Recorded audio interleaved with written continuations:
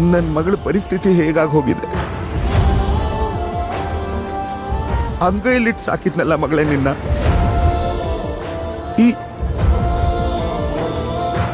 ಈ ಜಾಗ ನಿನಗಲ್ಲ ಮಗಳೇ. ಇಲ್ಲಿ ನೋಡು,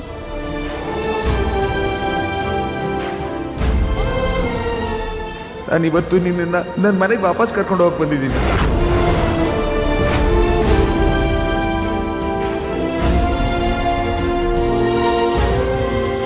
ನಿಜಾನ ಅಪ್ಪ?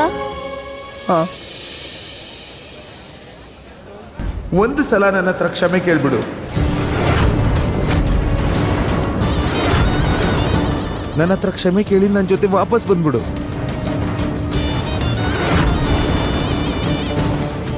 ನಿನ್ನ ಈ ಪರಿಸ್ಥಿತಿ ನನ್ನ ವಿರುದ್ಧ ಹೋಗಿದ್ದಕ್ಕೆ ಶಿಕ್ಷೆ ಆಗಿತ್ತು. ಈ ಕೆಲವು ದಿನ ನೀನು ಪಟ್ಟ ಕಷ್ಟ ನಿನಗೆ ನೆನಪಿಸ್ತಾ ಇರುತ್ತೆ ಮಗಳೇ.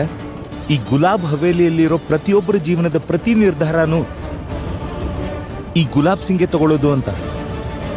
ನಾನೇ ನಿನ್ನ ಹಣೆ ಬರಹ ಬರೆಯೋನು. ಹ